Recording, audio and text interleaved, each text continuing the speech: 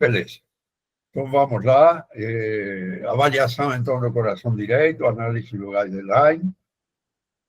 Segunda parte, né? Deixa que eu vou ter que entrar de novo aqui um pouquinho, só no celular aqui. Ele saiu. Aí, estou entrando aqui outra vez. Beleza.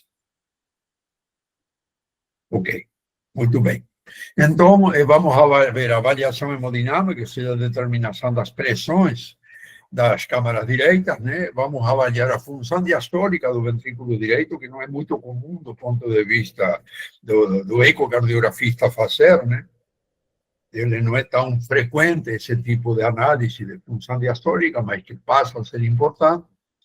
E aqui, principalmente, aquilo que falei, né? Vamos ver o mecanismo de remodelamento das câmaras direitas, principalmente do ventrículo direito, nos casos com hipertensão arterial pulmonar.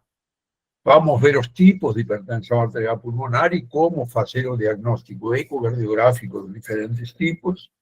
E vamos falar um pouquinho também sobre as valvopatias, né, tricúspide, pulmonar, né, que contribuem, ou que são consequências, né, os refluxos de tricúspide pulmonar, geralmente são consequência da própria hipertensão pulmonar. E na última parte vamos falar sobre o screening, ou seja, sobre a análise de pacientes em risco de terem hipertensão pulmonar, o que é que nós devemos procurar nesses pacientes para poder chegar a um diagnóstico. E vamos também falar sobre os pacientes que já têm hipertensão pulmonar estabelecida para ver qual é o valor prognóstico que o ecocardiograma faz, né, da doença desses pacientes. Então, vamos lá. Então, vamos falando dos parâmetros hemodinâmicos, vamos começar pelas pressões do átrio direito. Durante um bom período, né, ultimamente, nós tivemos um guideline passado, acho que foi lá para 2018, 2019, por aí, que começou a dizer que não deveria ser utilizada a variação da veia cava inferior para estimar a pressão do átrio direito, portanto, a pressão de enchimento. E ela era somada, né, à pressão sistólica do refluxo tricúspide para calcular a pressão sistólica do ventrículo direito e da artéria pulmonar em consequência, se não tivesse obstáculo ao nível da válvula pulmonar. E isso se baseava em alguns trabalhos que mostraram que a sensibilidade do método para avaliar função, para avaliar pressão do átrio direito era baixa. Porém, nesse último guideline agora da Sociedade Americana, eles voltaram a colocar a análise da veia cava inferior como um parâmetro de medida da pressão do átrio direito, a pressão média do átrio direito, utilizando o diâmetro e o grau de colavamento inspiratório que a veia cava inferior tem, né? É um método muito simples de ser feito, a gente continua utilizando, mesmo que o guideline não recomendasse, né? O guideline falava que não poderia se colocar um número, né? O anterior, que não poderia se colocar um número para a pressão pulmonar, sino apenas dizer que haveria possibilidade de aumento da pressão pulmonar, ou maior possibilidade ou menor possibilidade. Isso aí foi descartado nesse guideline e volta a se colocar os valores de pressão sistólica do ventrículo direito ou pressão sistólica pulmonar. Isso é muito bom, né, porque você pode quantificar e classificar essa doença de uma forma um pouco mais precisa. Então, aqui vem aquela última, né, aquela velha medida, né? Eles recomendam que a veia cava inferior seja visualizada pela posição subcostal, né, eixo longitudinal, no abdômen alto, né, na região da desembocadura da veia cava inferior, no átrio direito. E que as medidas sejam realizadas entre 5 milímetros e até 3 centímetros após a desembocadura. Ele não é feito a nível da desembocadura, porque aqui existe um esfíncter. Portanto, essa região que desemboca no átrio direito, a veia cava não sofre colavamento. Ela começa a sofrer colavamento já a partir dos 5 milímetros após a desembocadura, e se recomenda, né, que se faça essa medição aqui, nessa margem, entre 5 milímetros e 3 centímetros da desembocadura da veia cava. Isso aí faz sentido. Nós podemos fazer a medição diretamente no eco bidimensional, no momento de maior tamanho dela, que é a expansão inspiratória, ou no momento de menor tamanho dela, que vai ser o colavamento inspiratório. Ou ainda uma forma relativamente simples e prática de fazer é passar a linha do modo M perpendicular à veia cava inferior e fazer essas medições, né, ver a variação fásica que ela apresenta durante a respiração e fazer a maior medida, que é a medida expiratória, e a menor medida, que é a medida inspiratória. Alguns guidelines recomendam uma manobra que eles chamam de sniff, que na verdade é uma puxada rápida de ar, né, uma fungada, né, rápida que vai colavar a veia cava. Essa medida tem a vantagem de não deslocar a veia cava lateralmente do nosso feixe ultrassônico, e ele funciona muito bem. Mas também tem pacientes que não conseguem fazer manobra inspiratória, né? O paciente pode estar na UTI, o paciente pode estar inconsciente, então nós vamos ter que ter métodos para avaliar também a variação fásica dessa veia cava, sem necessidade de fazer inspiração forçada. Então, o que diz o guideline? Diz que o diâmetro normal da veia cava é inferior, máximo, né, na expiração, é menor que 21 milímetros. E o colavamento dele, com inspiração forçada maior que 50%, o que representa uma pressão do átrio direito normal. Pressão do átrio direito por volta de 3 milímetros de mercúrio, que varia entre 0 e 5 milímetros de mercúrio. Se essa veia cava ainda continuar sendo menor que 21 milímetros, porém ele colavar menos que 50% durante a inspiração forçada ou a manobra de sniff, nós já vamos ter um leve aumento da pressão do átrio direito por volta de 8 milímetros de mercúrio, que pode variar entre 5 e 10 milímetros de mercúrio. Seria um aumento discreto da pressão do átrio direito. Se essa veia cava agora ficar com um diâmetro expiratório maior que 21 milímetros e colavar menos que 50%, aí ele vai ter uma pressão elevada já do átrio direito, por volta de 15 milímetros de mercúrio, podendo variar de 10 a 20. E se ele tiver mais que 25 milímetros, não mais 21, mais do que 25 milímetros, e não apresentar nenhum colavamento, seguramente essa pressão do átrio direito vai superar os 20 milímetros de mercúrio. Então, essa é a classificação que está nesse guideline atual, né, sobre a avaliação de câmaras direitas. Ainda o guideline acrescenta que se a veia cava inferior for pequena, menos que 21 milímetros, ou menos ainda, e apresentar um colavamento total, esse paciente pode estar hipovolêmico, seguramente com uma pressão média inferior a 3 milímetros, mas por volta de 0, e que muito provavelmente, isso é muito utilizado na UTI para medir volemia, né? E muito provavelmente essa pressão baixa é por uma diminuição em torno da pré-carga, ou seja, do enchimento ventricular, do retorno venoso sistêmico para as câmaras direitas. Muito bem. Pacientes que não podem fazer inspiração forçada, uma variação com respiração normal maior que 20% do seu diâmetro é considerado como colavamento fásico normal da veia cava inferior. Então, na verdade, esse item aqui vem a resgatar aquilo que falava nos anteriores guidelines. Alguma consideração, Dejair e Zé Luiz? Seu som, professor. Tá desligado. Beleza. Então, vamos lá. Tá, só o som do doutor Jair tá tentando falar e não está conseguindo. Posso falar? Pode falar. Então, eu particularmente prefiro fazer a avaliação da pressão no lado direito com a respiração normal, olhando pelo bidimensional, não pelo módulo M. É uma questão de particularidade minha. Não está errado os outros jeitos, não, mas eu presumo o seguinte: que na hora que você faz o sniff, ou quando você inspira rapidamente, você pode, com o módulo M, como está fixo, você sai do centro do vaso e dá a impressão que diminuiu o diâmetro. Na verdade, não foi por isso, foi porque o cursor do M saiu do centro do vaso. Não sei se você concorda com isso, Zé, mas eu eu tenho esse cuidado, eu faço mais com a respiração normal, diminuindo 20%, como você falou, e utilizando os diâmetros da veia cava e a variação de mais ou menos 20%. Perfeito. A maioria das vezes Você eu levantou a uso. mão aí. Pode falar, doutor José. Boa noite, professor. Boa noite a todos. Boa noite. Professor, eu tenho uma dúvida. Eu trabalho em unidade de pós-operatório.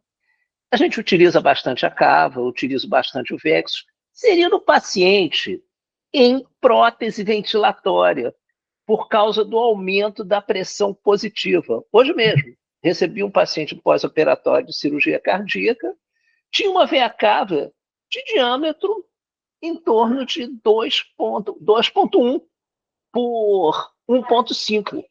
Esse paciente estaria mais seco, provavelmente, se a gente tirar a ventilação positiva. É uma dúvida que eu tenho. Pois é, o guideline fala especificamente sobre isso, dizendo que não se faz ou não é recomendado fazer medição quando você tem respiração assistida, exatamente porque ele vai interferir nas pressões, né? Principalmente nas pressões torácicas e abdominais pelo deslocamento do diafragma, né? Então, eles não recomendam fazer, eles dizem que ele vai perder sensibilidade e análise da veia cava realmente quando você usa ventilação assistida. Tanto ventilação quanto circulação assistida, eles falam os dois. São poucos os casos que estão em Esse conceito já existia, né, antigamente, né, Jair? Quando você tem uma ventilação mecânica, ele vai alterar toda a dinâmica, né, do retorno venoso sistêmico, certamente por causa das pressões, né, induzidas tanto nas câmaras, né, torácica como abdominal. Vamos ver. São poucos os casos que consegue pegar uma cava que seja menor que 2,1 variando bem, com ventilação mecânica. Poucas vezes eu peguei. A maioria não varia, né? Mas assim, se aquela cava que é menor que 2,1 e varia bastante, eu acho que tem como graduar, assim, em torno de 0 a 5, né? Algum valor no índice de colapsividade da veia cava inferior, alguma coisa assim nesse sentido ou não? Aquela formulinha? Não, na verdade, se divide, né, a expiração pela expiração e divide pela expiração. Se subtrai uma da outra e divide pela expiração para ver quanto por cento que ela colabora. É uma regra de 3. Perfeito, então. Obrigado. Vamos lá, então. Aqui temos 360.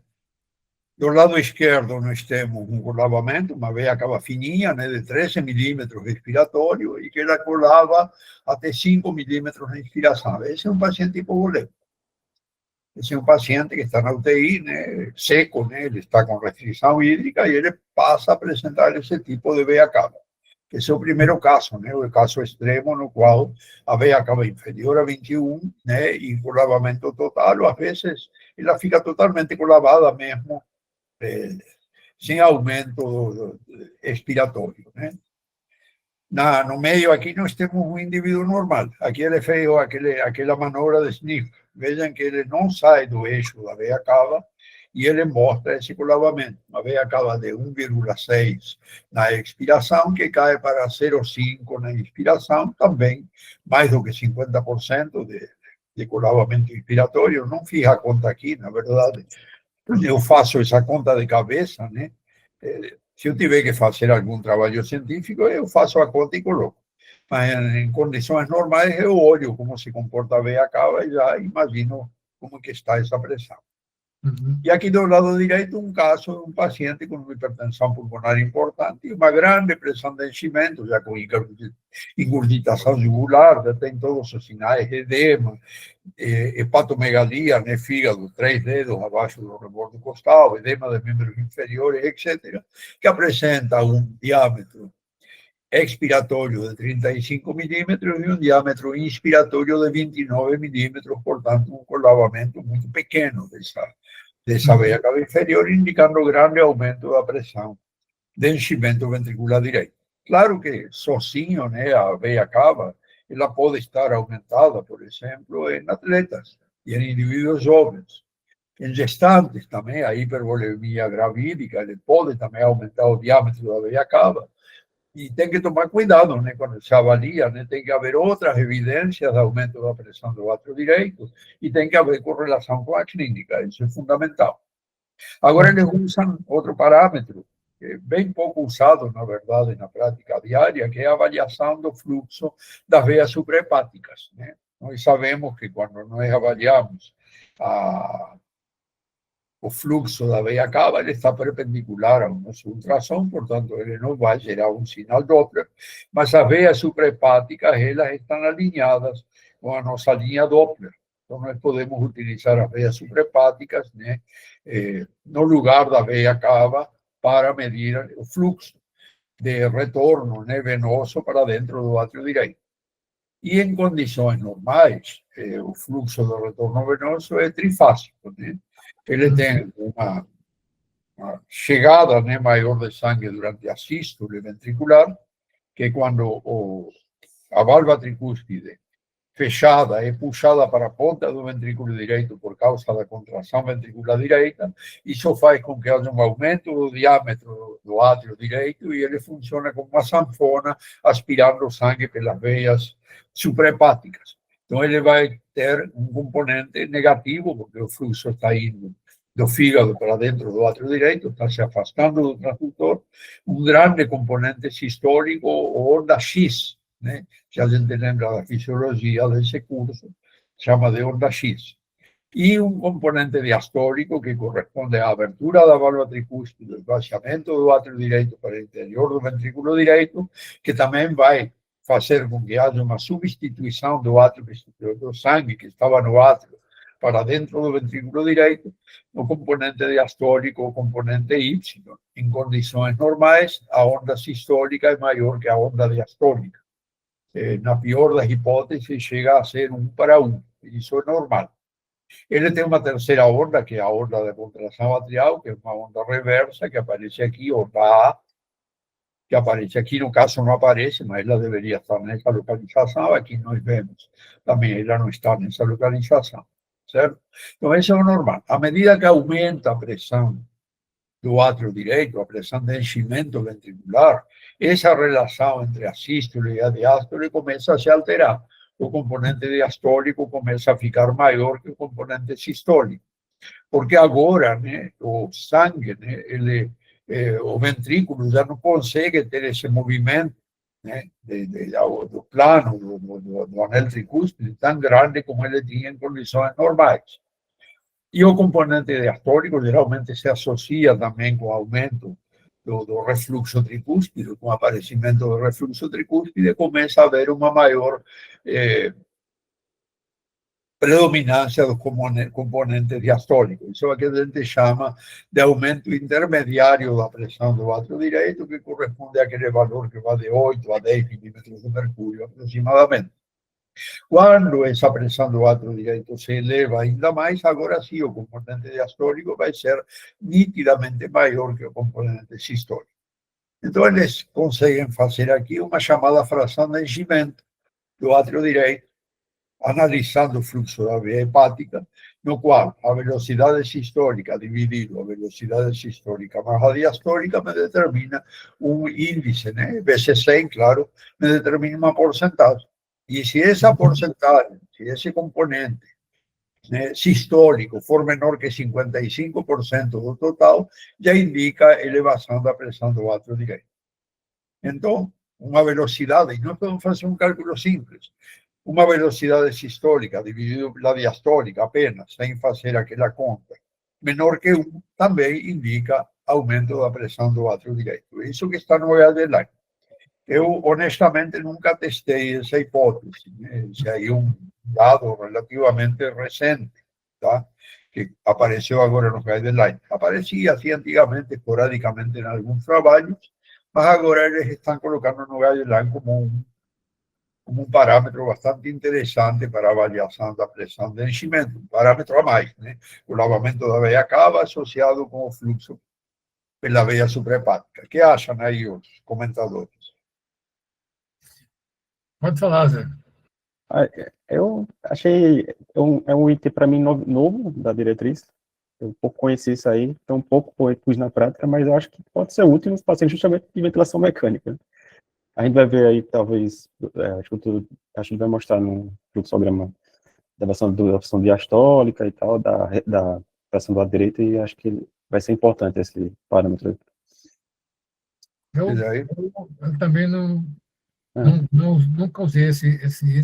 Eu uso isso aqui, a relação da onda S com a diastólica, na recusação tricúspide. Aí sim, eu diferenciar uma recusação tricúspide moderada de um epidural importante, a gente vai ter aí praticamente um fluxo reverso sistólico. Você vai mostrar mais para frente, acredito. Não é isso, Caxi? É também um parâmetro relativamente novo. Tinha ouvido falar já, mas nunca utilizei, né? Vou começar a utilizar, porque pode ser um parâmetro interessante, né? E fácil de obter, né? Para a gente poder avaliar esse tipo de paciente. Beleza? Então, podemos continuar? Algum comentário aí da plateia? Então, vamos lá. Outro parâmetro hemodinâmico agora, que é o mais importante, é a pressão sistólica do ventrículo direito. E existem várias formas de estimar, né? A mais comum é o gradiente do refluxo tricúspide mais a pressão de enchimento, ou seja, a pressão do átrio direito, que é o que sempre a gente utilizou, né? Então, vejam aqui, né, uma insuficiência tricúspide. Cuidado que devemos tomar são vários. Em primeiro lugar, alinhar o nosso Doppler contínuo, a nossa linha do Doppler contínuo com o refluxo, para ele ficar centralizado e nós termos uma curva bastante homogênea, bem definida.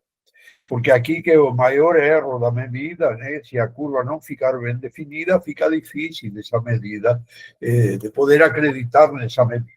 Então, nós vamos medir essa velocidade máxima, aplicar nessa velocidade a equação de Bernoulli, que é a velocidade ao quadrado vezes 4, ou seja, o gradiente, e vamos somar a esse gradiente do refluxo tricúspide a pressão do átrio direito, né? Temos que excluir sempre uma estenose pulmonar, obviamente, porque se tiver uma estenose pulmonar, ele não vai representar a pressão pulmonar, ele vai representar só a pressão do ventrículo direito. Então, é muito importante esse fato e a forma de se obter essa imagem. Mas existem algumas causas, né, que alteram essa medição. São muitas, né? Por exemplo, uma disfunção ventricular direita muito importante, que ele pode subestimar essa velocidade máxima de refluxo tricúspide. Uma diminuição da complacência pulmonar, ele pode superestimar, porque ele vai passar mais sangue pelo pulmão, ou mais rapidamente, e ele pode, né, subestimar. Ou um traçado de refluxo tricúspide inadequado, como falei anteriormente, ou um refluxo tricúspide muito importante, com perda de coartação do folheto, nos quais agora não mais a nossa velocidade de refluxo vai vai manifestar a pressão pulmonar, né? Ele apenas vai ser uma câmara comunicante de um fluxo que se desloca de uma câmara para outra. Vamos ver se tem alguma imagem aqui. Aqui está o que o Gerdner fala, né? Os fatores de erro na medida da pressão sistólica do ventrículo direito, as formas mais comuns, né, são uma diminuição da função ventricular direita de grau importante, que ele vai subestimar, então, a nossa pressão pulmonar, ou se não, um aumento de ganho, excessivo ganho na cor, ou excessivo ganho no Doppler, no sinal do refluxo, que ele vai superestimar essa velocidade. Isso é importante, né? A calibração do equipamento, isso nós já tínhamos falado em uma live anterior, exatamente isso. A calibração do equipamento é extremamente importante, que seja correta para poder medir corretamente essas aferições com Doppler. Uma causa que superestima é um débito cardíaco aumentado, um ventrículo direito hiperdinâmico, que ele vai aumentar, uma fibrilação atrial, né, de alta frequência, principalmente, pode superestimar, e muito mais uma contração pós-extrasístole, né, ou após uma pausa pós-extrasistólica, né, por la lei de Frankenstein, essa contratilidade desse ventrículo direito vai ser estimulada, vai ser aumentada, e ele vai superestimar uma medição de pressão pulmonar, de pressão arterial pulmonar. Então, sempre quando há extrasístole, quando há fibrilação atrial, sempre escolher os traçados nas extrasístoles, pelo menos 2 batimentos após a extrasístole e na fibrilação atrial, quando a frequência cardíaca estiver mais baixa. A estenose pulmonar, obviamente, por ser uma barreira ao nível, a saída do sangue do ventrículo direito vai superestimar a pressão do ventrículo direito, portanto, a pressão do refluxo tricúspide. A pressão do átrio direito, ela pode tanto subestimar como superestimar, vai depender do erro que nós vamos induzir nessa medida, e também o ângulo entre a nossa linha do Doppler e o refluxo maior que 20 graus vai superestimar também a nossa pressão, o nosso gradiente através da tricúspide e, portanto, a nossa pressão sistólica do ventrículo direito. Algum comentário? Subestimar. Maior o ângulo maior vai subestimar a velocidade, vai subestimar o gradiente. Quando você tem um ângulo de mais de 20 graus em relação ao fluxo, aí você vai subestimar a velocidade. É que você trocou, você falou superestimar, subestimar. Eu acho que é isso tudo mesmo que está bem falado. Eu acho que não tem problema, né? Essa parte aí não tem muita discussão. É uma coisa corriqueira, né? Que a gente faz todo dia no laboratório de eco, né? Uhum. Vamos lá. Ainda sobre a pressão sistólica do ventrículo direito, quais as consequências da pressão sistólica do ventrículo direito, do aumento sobre as câmaras direitas? E aqui que é interessante, porque aqui entra, né, a análise da hipertensão pulmonar.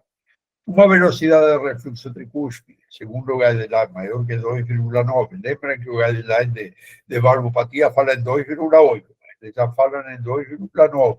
Um gradiente de refluxo tricúspide maior que 34 milímetros de mercúrio.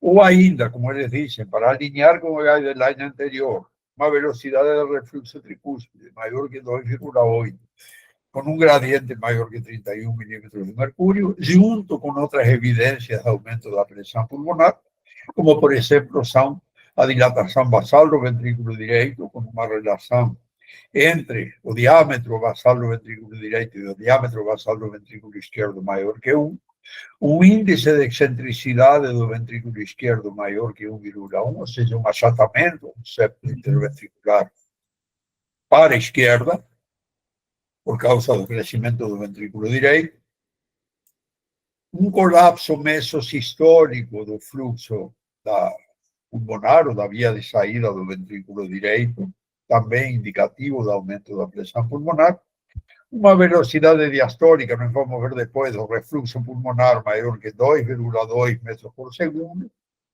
uma veia cava inferior maior que 2,1 centímetros, ou ainda um átrio direito maior que 18 centímetros quadrados de área, ou maior que 30, aliás, mililitros, indexado para a superfície corpórea, 30 mililitros por metro quadrado de superfície corpórea, são indicativos, então, de um aumento da pressão sistólica do ventrículo direito. Ou seja, a velocidade do refluxo tricúspide tem que ser associada com outros parâmetros da hipertensão pulmonar para se fechar o diagnóstico.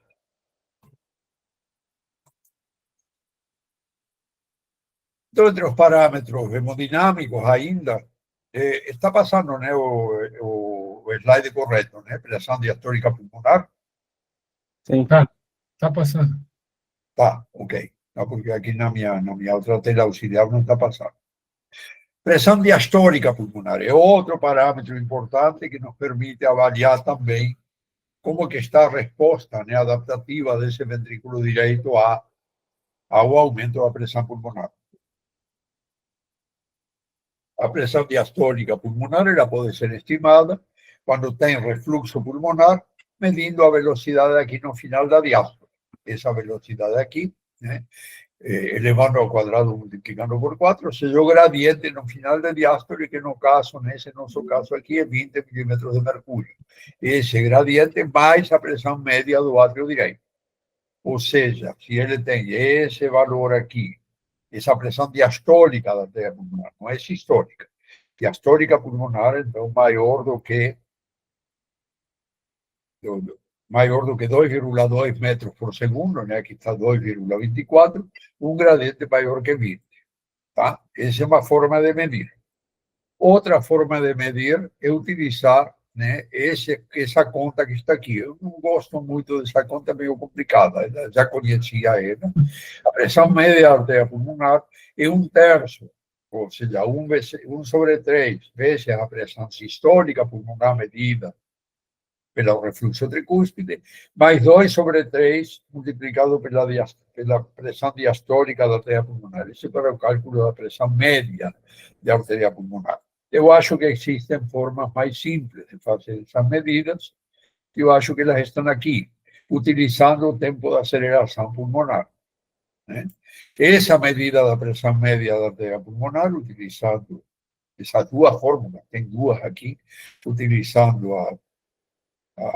o tempo de aceleração pulmonar, são bastante boas, né, para ter uma ideia de como é que está essa pressão média da artéria pulmonar, embora ela possa não ser muito boa quando o TAC, quando o tempo de aceleração é maior que 120 milissegundos, ou quando a frequência cardíaca está muito elevada. Então, para calcular, uma fórmula é 79 menos 0,45 vezes o tempo de aceleração, essa é uma fórmula, e a outra é 90 menos 0,62 vezes o tempo de aceleração, sempre medir quando o tempo de aceleração for inferior a 120 milissegundos, senão ele vai ficar subestimado. Existem outras fórmulas, essa aqui, essa fórmula, a pressão média de artéria pulmonar, corresponderia a esse gradiente que está aqui no início da diástole, essa velocidade aqui de 3,05 metros por segundo, elevado ao quadrado vezes 4, que dá esse gradiente de 37 milímetros de mercúrio, mais a pressão média do átrio direito. Isso aí seria, então, uma medida da pressão média da artéria pulmonar. Tá? Então, é usando a velocidade inicial do refluxo pulmonar, né? Na parte inicial do refluxo pulmonar, exatamente. Na parte final do refluxo pulmonar corresponde à pressão diastólica pulmonar.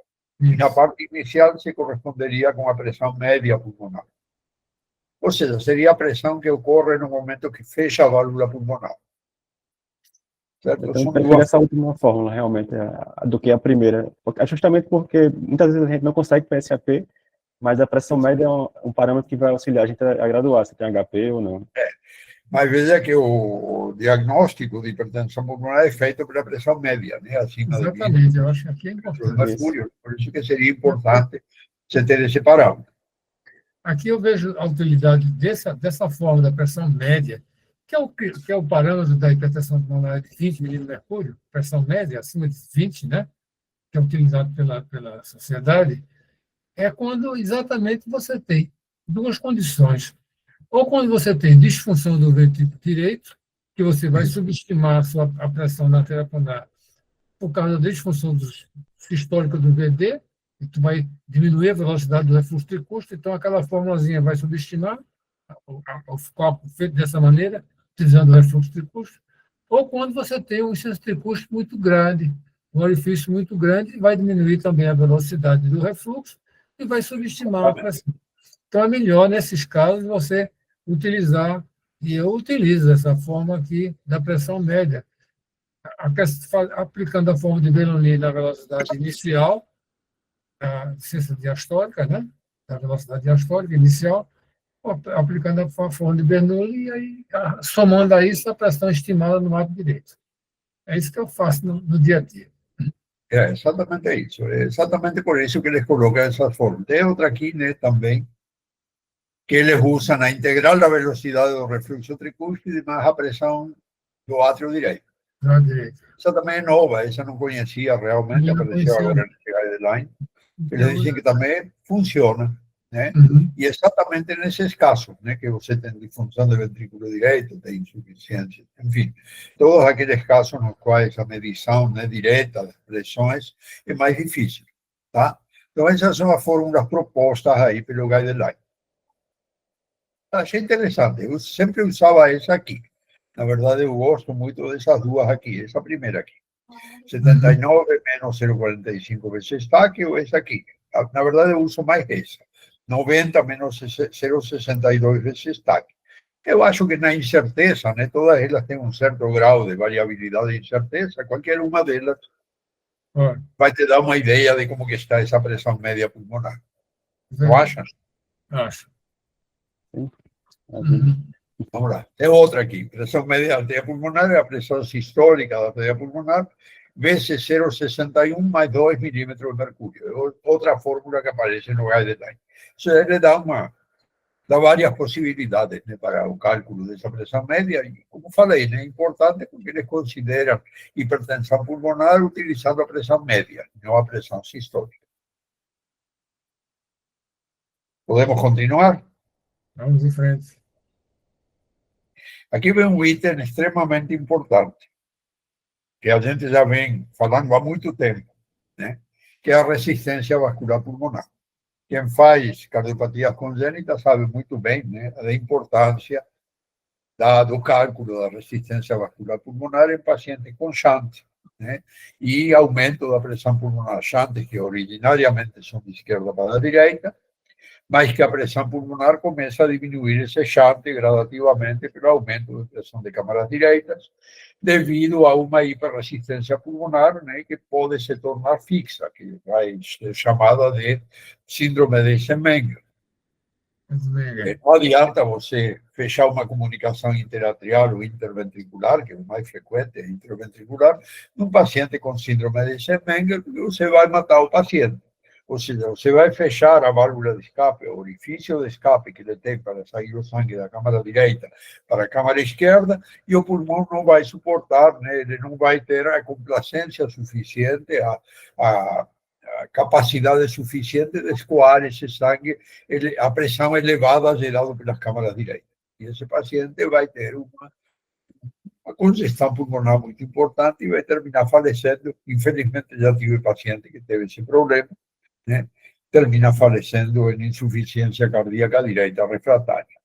Então, o cálculo da resistência vascular pulmonar, na presença de hipertensão pulmonar, é muito importante para você verificar a possibilidade de você, como que você vai tratar essa hipertensão pulmonar. O que é resistência pulmonar? É a resistência oferecida à passagem do sangue através do leito pulmonar. Normalmente, quando você aumenta a pressão de câmaras direitas, o pulmão aumenta a sua complacência e passa a maior quantidade de sangue pelas câmaras direitas. Esse é um indivíduo que tem a resistência pulmonar normal. A resistência pulmonar é uma resistência muito baixa, de 1/5 da resistência sistêmica, ou mais baixa ainda. Então, é um pulmão que deixa passar tranquilamente sangue, porque o sistema arteriolar se vasodilata, e essa vasodilatação arteriolar absorve essa passagem desse aumento do volume. É o que ocorre, por exemplo, nos casos de sobrecarga volumétrica do ventrículo direito, comunicação interatrial, por exemplo, no qual a resistência pulmonar costuma ser normal, e o pulmão maneja uma quantidade de fluxo muito maior, um hiperfluxo, mas sem sofrer grandes alterações. Quando eu tenho uma hipertensão pulmonar, o que vai acontecer com o meu leito arteriolar pulmonar? Ele vai se contrair. Ele vai provocar uma vasoconstrição permanente durante a hipertensão pulmonar para proteger o leito capilar, para que não haja edema agudo do pulmão. Vai ser uma espécie de uma barreira, né, oferecida à passagem de sangue através do leito capilar pulmonar para diminuir a possibilidade desse leito capilar extravasar, desde que esse leito capilar não tem camada média, não tem camada muscular. Então, uma pressão elevada, acima de 25, 27 milímetros de mercúrio, seguramente vai extravasar para a periferia e vai dar o edema agudo do pulmão. Então, se essa vasoconstrição arteriolar se mantiver crônica durante muito tempo, vai haver aparecimento de fibrose na camada média das arteriolas, ou seja, aquela camada muscular da arteriola vai ficando cada vez menos complacente. Ela perde a sua capacidade de se vasodilatar gradativamente. E isso faz com que, quando você vai aumentar o fluxo, ele não se dilate e não consiga absorver esse aumento do fluxo. E isso vai aumentar a resistência à passagem do sangue através do sistema pulmonar. Então, uma relação entre a pressão exercida pela câmara direita e o volume de fluxo que passa pelo leito pulmonar. Na hemodinâmica se mede assim, se mede a pressão, né, o gradiente pressórico pulmonar, que vai da pressão sistólica até a pressão capilar pulmonar, dividido pelo débito cardíaco, que é o que passa através do leito pulmonar. Na ecocardiografia com Doppler, Abbas inventou uma fórmula bastante inteligente, que foi substituir a pressão pela velocidade do refluxo tricúspide.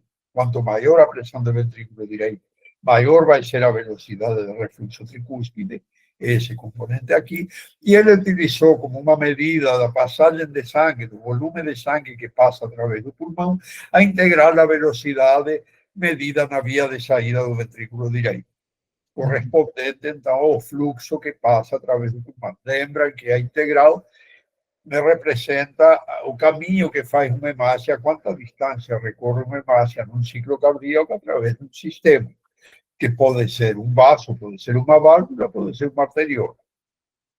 Essa fórmula, correlacionando então a velocidade do refluxo tricúspide, dividido pela integral da velocidade da via de saída, vezes 10 mais 0,16, vai me resultar numa medida, num equivalente à medida da resistência vascular pulmonar, medida em unidades Wood, que são milímetros de mercúrio por minuto por litro. Ou seja, essa é uma medida que mede então, a pressão exercida, milímetros de mercúrio, pelas câmaras direitas, pelo fluxo que passa, quantos minutos por litro passam através do leito pulmonar. Ela pode ser convertida para outro sistema chamado CGS, medida em DINA por segundo por centímetro quadrado, que é o que a hemodinâmica usa, multiplicando apenas esse valor em unidades Wood por 80. Ele é intercambiável, então, com o sistema CGS. Então, o que ele vai medir? Ele vai medir a resistência pulmonar em unidades Wood. Se ela for inferior a 1,5 unidade Wood, ou a 120 DINA por centímetro por segundo ao quadrado, é uma resistência pulmonar normal, é a que se espera num pulmão normal. Quando eu tenho uma hiperresistência pulmonar, eu vou precisar maior pressão do ventrículo direito para conseguir passar menos sangue pelo sistema pulmonar. Então, vai aumentar o numerador, ou seja, vai aumentar a velocidade do refluxo tricúspide e gradativamente vai diminuir a integral da velocidade do fluxo pulmonar ou da via de saída.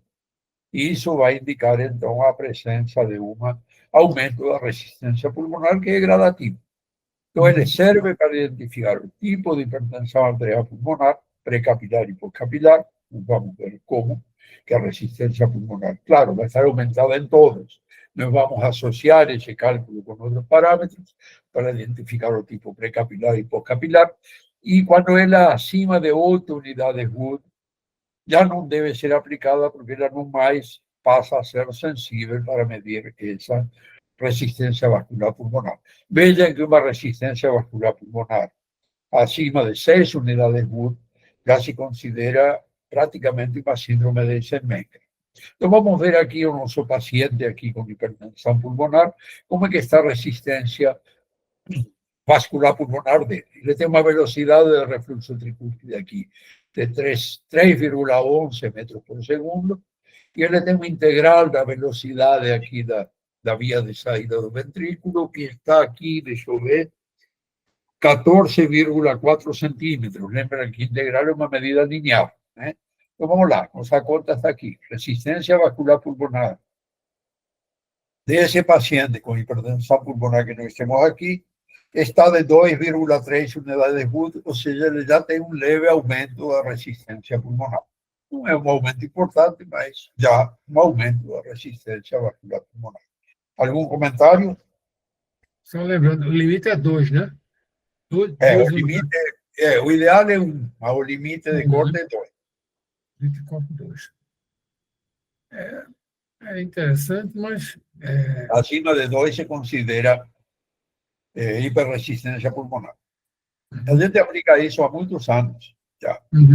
Eu lembro que nós fizemos um trabalho que levamos para um congresso lá em Florianópolis, acho que foi em 2007.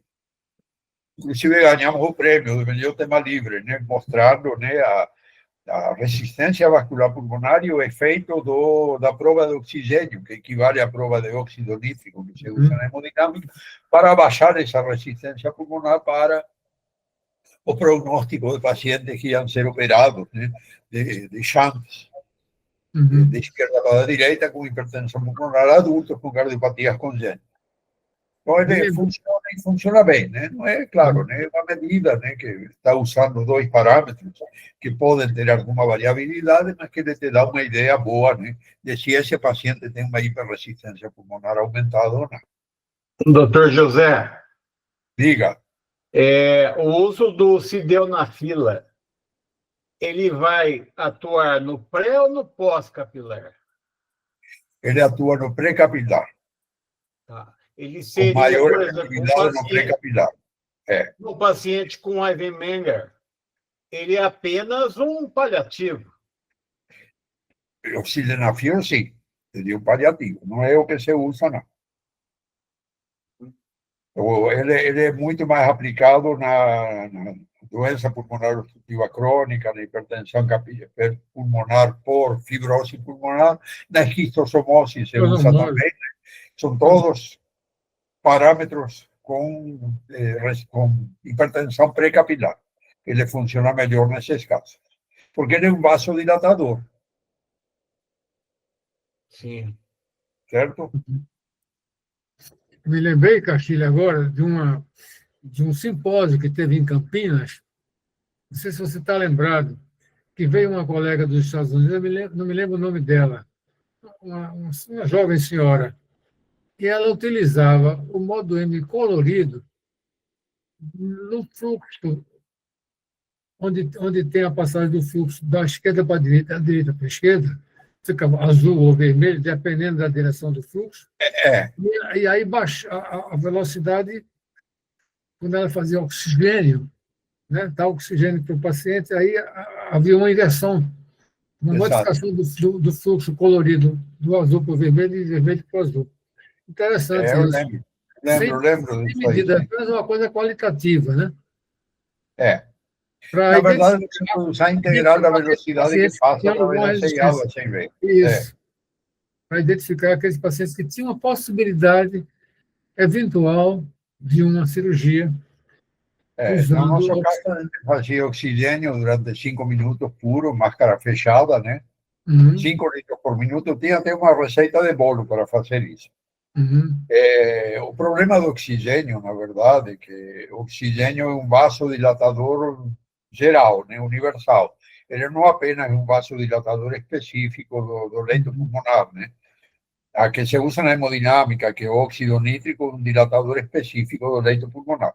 Mas o oxigênio dilata tudo. Então, pacientes idosos que a gente tinha, ele fazia hipotensão. Além de baixar a resistência pulmonar, baixava também a resistência sistêmica do paciente, fazia hipotensão. Tinha que tomar cuidado, né? Principalmente em pacientes mais idosos, na hora que estava administrando oxigênio puro. É um violento vasodilatador mesmo, certo? O sildenafil, na verdade, ele atua um pouquinho diferente. Ele é um vasodilatador, mas ele atua, né, ao nível molecular, é diferente. Tá? Já os gases, né, oxigênio, óxido nítrico, são gases, eles atuam diretamente na parede das arteriolas, provocando a vasodilatação. Tá? Eles aumentam o óxido nítrico, né, ao nível da arteriolar, e isso é um potente vasodilatador. Perfeito. Mas eu lembro, sim, que eles mediam, inclusive, integral a velocidade do fluxo que passava através da comunicação. E como essa integral da velocidade do fluxo, quando o shunt era de direita para a esquerda, ela diminuía, né? Ele começava a diminuir, indicando a diminuição do shunt esquerda-direita. A gente media a velocidade tricúspide antes e depois, e media a integral da velocidade, com um detalhe bem interessante nessa época. A velocidade tricúspide não se altera muito, o que diminui muito é a integral. Aumenta, aliás, a integral. Aumenta muito a integral, indicando que o leito pulmonar dilata. O ventrículo direito continua bombando com a mesma pressão. Mas o leito pulmonar, ao se dilatar, né, com oxigênio, ele aumentava a integral da velocidade. Essa foi a observação mais importante que a gente fez naquele trabalho. Vamos em frente. Vamos. Pressão capilar pulmonar agora. Pressão capilar pulmonar todo mundo usa, né? Todo mundo sabe, né, que ela representa, abre aspas, fecha aspas, a pressão de enchimento do ventrículo esquerdo. Isso tem uma pequena diferença entre...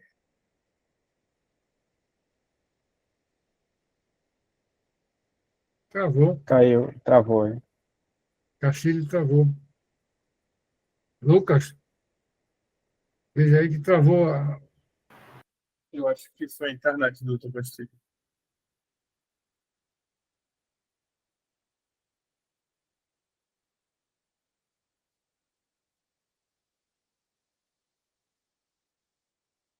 Travou mesmo, hein?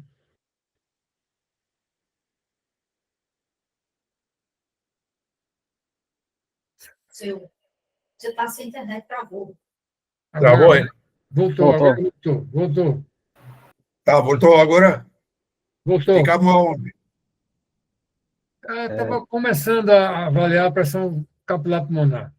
Ok. Então, ele representa, entre aspas, né, a pressão de enchimento do ventrículo, com pequenas diferenças de pressão.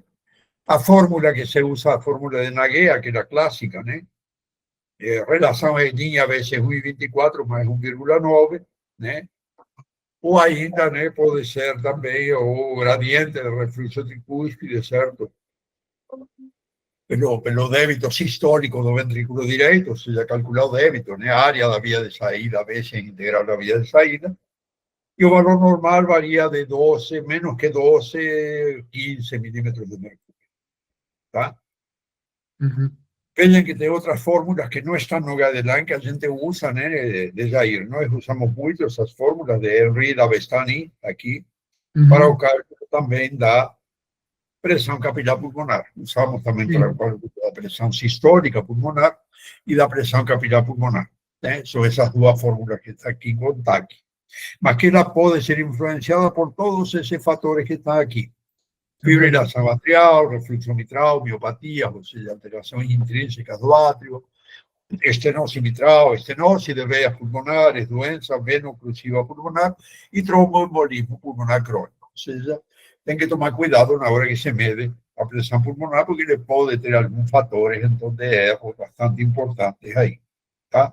Outra coisa importante também é, na medida de pressão capilar pulmonar, utilizando essa fórmula aqui de Nagué. Nagué, quando a função ventricular esquerda é baixa, ela fica ruim, ela não é boa. A gente prefere usar aquela fórmula que correlaciona a onda E mitral com a velocidade de propagação pelo modo E na cor. A velocidade de propagação. É a forma de Mário Garcia.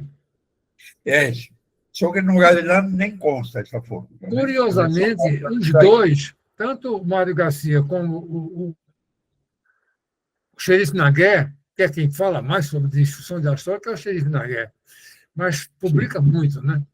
Mas todos os dois publicaram no Jack, em 1997, no mesmo volume, o artigo para calcular pela forma de Nagué, que é essa que a gente usa muito, que é 1,24 pela relação L mais 1,9, e a forma de Mário Garcia, que é EVP.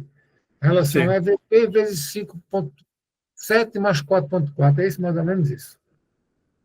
Foi no mesmo, lembro, sim. Eu Foi no tenho mesmo? as duas publicações.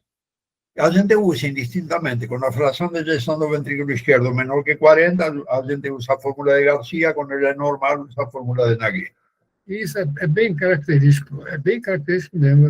Se tiver com a fração dilatada com fração de ejeção baixa, é melhor usar a forma do Mário Garcia. Se você usar a forma do xerife Nagué, vai dar um capilar lá em cima. Ok. Vamos lá, que tem chama ainda. Aqui, ó, limitações da pressão capilar pulmonar. Essa é a tabela que está no guideline. Falho de função do ventrículo direito, subestima, né? E do ventrículo esquerdo também, ou superestima, né? Na verdade, do ventrículo esquerdo, subestima do ventrículo direito. Um ganho muito alto do sinal Doppler pode superestimar. Um ventrículo hiperdinâmico também. Aquilo que nós vimos, velocidade atrial, pausas extrasistóricas também, praticamente a mesma coisa. Estenose pulmonar, enfim, todos os mesmos limitações que nós temos com relação à pressão sistólica pulmonar. São as mesmas. Função diastólica do VD. Função diastólica do VD parecia um bicho de sete cabeças, mas não é tanto, né? A gente aplica os mesmos conceitos que usa no ventrículo esquerdo com algumas modificações numéricas, porque é uma câmara de menor pressão. Não é isso? Isso. Então, a forma de analisar é avaliando o fluxo tricúspide, onda E, onda A, tempo de desaceleração, a velocidade do anel lateral da tricúspide, onda E, linha a linha, a relação E' do lado direito, né, da tricúspide e anel tricúspide, o tempo de relaxamento isovolumétrico do ventrículo direito, a veia cava inferior e a velocidade do refluxo tricúspide. Então, não é tão difícil de se obter um traçado desses aqui, né? Uma velocidade tricúspide, né, com a relação EA, né, o tempo de desaceleração, e também do anel lateral da tricúspide para ver a onda em linha e a onda a linha do duplo tisular. Então, o que diz essa tabelinha que está aqui? Ela diz que indica, né, função diastólica alterada, ou normal, digamos assim, normal e anormal aqui do lado de cá. O índice de volume do átrio direito menor que 30 mililitros por metro quadrado é normal. Maior ou igual a 30, ele está anormal. Ele não especifica o grau da normalidade, mas ele diz que está anormal, né? Uma Resistência vascular. Não, é a parede. da parede, a espessura da parede do ventrículo direito normal é menor que 0,5 centímetros, 5 milímetros, e também anormal acima, porém não identifica o tipo. O diâmetro da veia cava inferior menor que 2,1 é normal, maior que 2,1 anormal, sem especificar o tipo. E a variação respiratória maior que 50 ou menor que 50 da cava. Com Doppler, relação EA varia de 0,8 a 2, igual que na mitral, né? Se ele for abaixo de 0,8, alteração do relaxamento do ventrículo direito. Se ele for entre 0,8 até 2,1, seria um pseudonormal. Poderia ser um pseudonormal ou um normal, claro.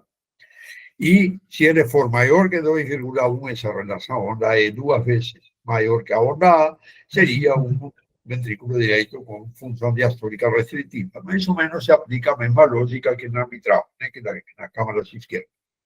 O tempo de desaceleração do ventrículo direito varia de 120 a 230 milissegundos, aumentando a mais de 230 na alteração do relaxamento, ficando pseudonormal no pseudonormal, né, variando outra vez no normal, e menor que 120 na forma restritiva.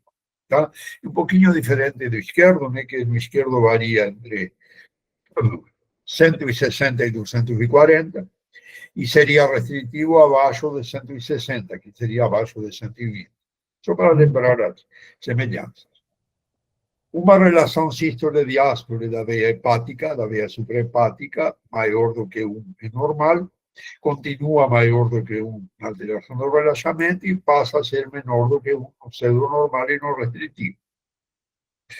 Um fluxo venoso predominante diastólico não existe no normal, não tem, né, um fluxo hepático predominante, e aparece esse fluxo predominante diastólico tanto na forma pseudonormal como na restritiva. Ou seja, aqui na normal e no pseudonormal predomina o componente sistólico, na restritiva e no pseudonormal predomina o componente diastólico.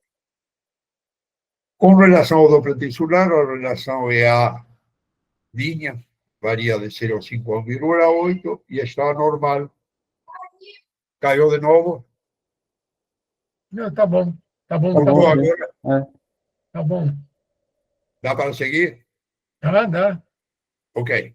Menor do que 1 indica normalidade, uma relação é linha maior que 6. Lembra que para a câmara esquerda é maior que 14.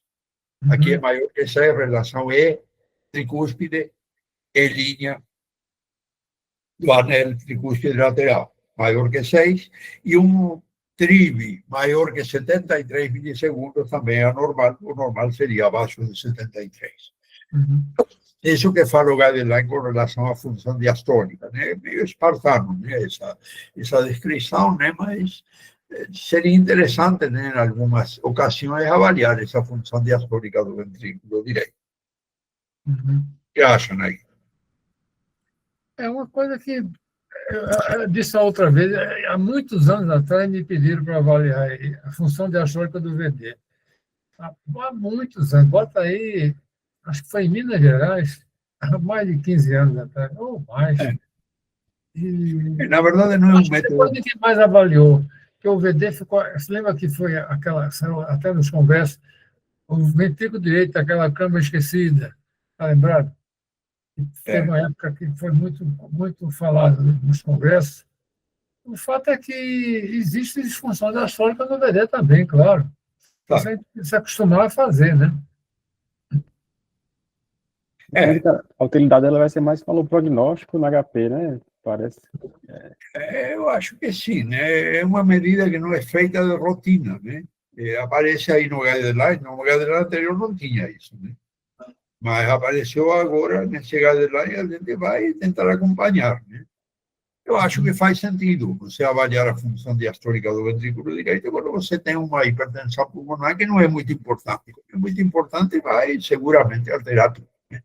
Mas seria mais uma avaliação prognóstica, né? Eu acho, como diz aí o José Luiz, seria mais para prognóstico desses pacientes. Mas tudo bem, está lá no guideline, estamos reproduzindo aqui. Então está aqui, ó, o resumo, né? Relação EA de 0,8 a 2, tempo de desaceleração de 120 a 230, anormal, relação E' anormal quando é maior que 6, o TRIV normal abaixo de 73 e o volume do átrio direito indexado menor que 30 mililitros por metro quadrado. Se considera normal, né? Que é aquele primeiro item que está lá. E agora vem o prato mais interessante, que é o remodelamento das câmaras direitas na hipertensão pulmonar, né? E como que definimos hipertensão pulmonar?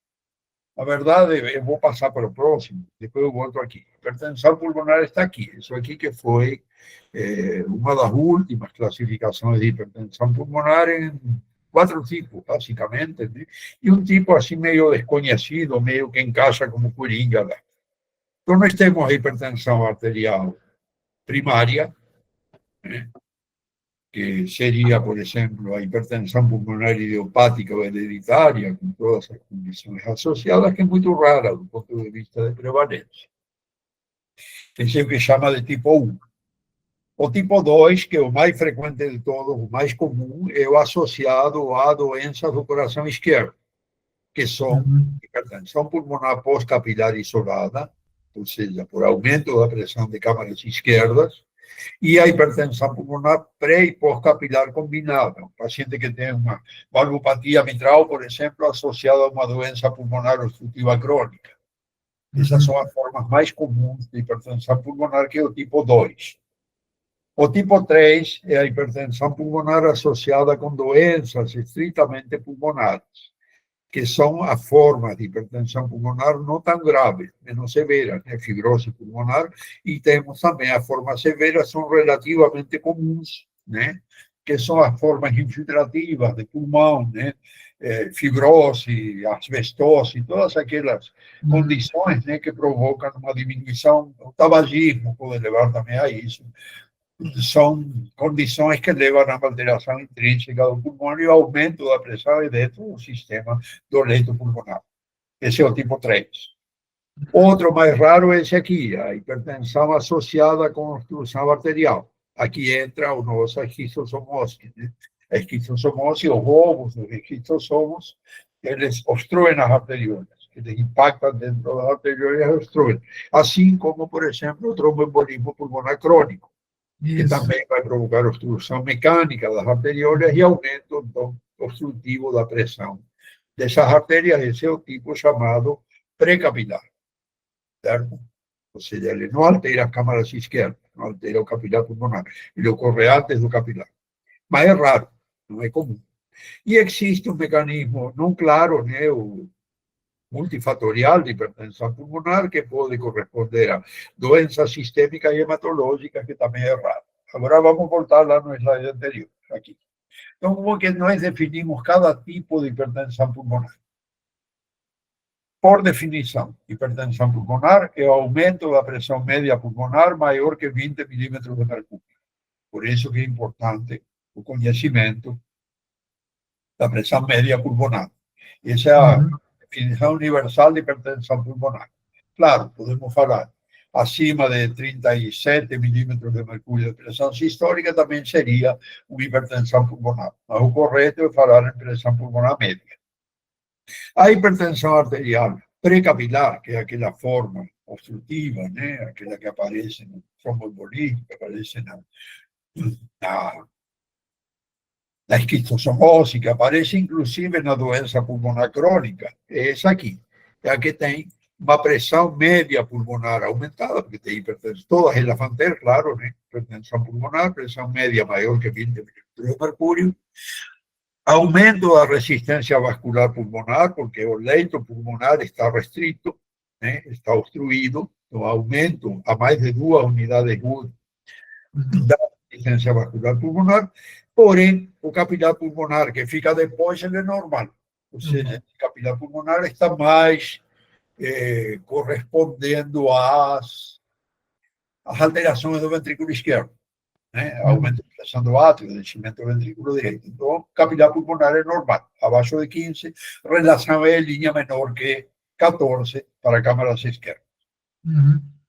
A hipertensão arterial pulmonar pós-capilar isolada, que seria, nos casos, né, de doença de câmaras esquerdas, né, valvopatia mitral, hipertrofia ventricular, né, em geral, doenças que aumentam a pressão de enchimento, miocardiopatias do ventrículo esquerdo, miocardiopatias restritivas, eles vão ter um aumento da pressão média pulmonar elevada também, por definição, hipertensão pulmonar, porém, a resistência vascular pulmonar costuma ser normal, abaixo de 2 unidades Wood, porém, a pressão capilar pulmonar está elevada. Então, o problema vai ser retrógrado, digamos assim, vem do átrio esquerdo para o sistema capilar. E nas formas combinadas, nas quais temos as duas, pré e pós-capilar, nós vamos ter, obviamente, aumento da pressão média, a resistência está aumentada por conta das formas pré-capilares, maior que 2 unidades Wood, e a pressão capilar pulmonar pode estar aumentada também, aqui associada, né, a essa forma isolada, também aumentada, ou seja, aqui nós vamos ter aumento da resistência vascular pulmonar associada ao aumento da pressão capilar pulmonar. Essas duas aqui, a forma pós-capilar e essa combinada, são as mais frequentes que nós vamos encontrar na clínica. E aqui nós temos 2 exemplos clássicos, né? As formas pré-capilares, pulmão seco, pulmão limpo, né? O grande arco pulmonar, grande aumento de pressão de câmaras direitas, e aqui uma congestiva. Essas são as formas pós-capilares isoladas, com aumento do arco médio, mas com aumento importante da trama pulmonar, indicando esse aumento importante da pressão capilar pulmonar que vai provocar essa congestão pulmonar. Essas são as consequências, as formas, né, extremas que nós temos na hipertensão. Claro que nesse meio do caminho tem uma variabilidade muito grande de acometimento, e às vezes fica difícil essa separação. Então vamos no próximo. Então, o que acontece com o ventrículo direito? Desculpem, aqui eu não pedi a opinião de vocês. Não, acho que sua abordagem foi completa. Não tem o que acrescentar, não, Castilho. Então, tá bom. Ótimo. O interessante aí é a diferença entre pré e pós, talvez a função diastólica do VE, ela faça uma diferença muito grande, né? Exato. A função diastólica do VE pode falar muito a favor de uma pós-capilar ou uma combinada, né? Não combinado. Esses são os casos mais comuns, né, serviço? O que vai definir realmente, o que você define de pré para pós-capilar é a pressão veno-capilar pulmonar, né? Quando é pós-capilar, você tem aumento da pressão veno-capilar pulmonar. Quando é pré-capilar, sua pressão veno-capilar está normal. Agora, quando é mista, aí você tem que medir a resistência pulmonar. Aí tem que fazer o cálculozinho da de Wood, né? Agora vejam, pessoal, como é que se remodela ou como que responde o ventrículo direito à sobrecarga pressórica. Aqui diz, né, aquilo que nós falamos antes. A hipertensão pulmonar é uma doença crônica que provoca vasoconstrição pulmonar progressiva e remodelamento vascular, ou seja, fibrose da camada média dos vasos, que vai tornando esses vasos menos elásticos, menos complacientes e vão afetar a contratividade, gradativamente a contratividade do ventrículo direito, alterando aquele acoplamento ventrículo arterial que falamos na live da semana passada, né? Na verdade, quando você analisa uma alteração dessas, né, você está analisando o acoplamento, ou seja, a força exercida pelo ventrículo para vencer a resistência oferecida pelo sistema arterial. Então, em condições normais, esse acoplamento é por volta de 1,5, e se ele se altera, ou seja, se se desacopla, ele passa a ser maior. Então, devido às características anatômicas, o ventrículo direito se adapta melhor à sobrecarga volumétrica, nós sabemos isso, e se adapta pior à sobrecarga pressórica. E a sobrecarga pressórica vai desencadear um processo progressivo de hipertrofia e dilatação. Ele começa se hipertrofiando, uma câmara ainda triangular, de paredes grossas, essas são as formas iniciais. Ainda tem predomínio das cavidades esquerdas, mas a hipertrofia predomina nessa fase inicial do ventrículo direito, ele consegue, né, se remodelar de uma forma, digamos assim, melhor adaptado, né, com a hipertrofia, mas à medida que isso se torna crônico, ele começa a se dilatar.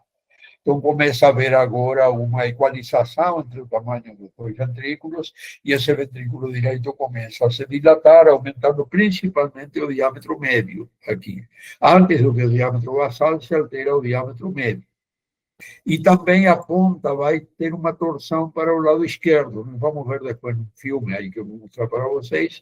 Essa torção apical para o lado esquerdo, que é progressiva, à medida que o ventrículo direito começa a se dilatar, o ventrículo esquerdo, aquelas fibras, né, helicoidais da ponta do ventrículo esquerdo, puxam a ponta do ventrículo direito para a esquerda. E nas fases finais da hipertensão pulmonar, nós vamos ter agora, assim, um abaulamento do septo interatrial e interventricular para a esquerda, uma diminuição importante das câmaras esquerdas, elas ficam esmagadas pelo crescimento das câmaras direitas, uma distorção do sistema subvalvar, da banda moderadora, aumento do basal do ventrículo direito e grande dilatação do átrio direito. E muitas vezes, aqui está bem explicado, o aparecimento de derrames pericárdicos também, que são fatores indicativos de maior gravidade desses pacientes. Então, essa seria a progressão, né, natural de um ventrículo direito submetido a uma sobrecarga pressórica crônica. Começa se hipertrofiando, começa a se dilatar e, finalmente, ele se descompensa, dilatando de grande maneira essas cavidades direitas e, claro, havendo agora uma discinesia, uma diminuição da função ventricular direita, levando ao desacoplamento ventrículo arterial. Então, está aqui, mostrando os três elementos. Enquanto adaptado, o ventrículo direito então, se hipertrofia com pouca dilatação e mínima fibrose parietal. É esse caso aqui. Um ventrículo direito já aumentado, mas ainda mais hipertrófico do que aumentado. Dizem que as paredes são grossas, a função sistólica está preservada, ele é capaz de manter o débito sistólico.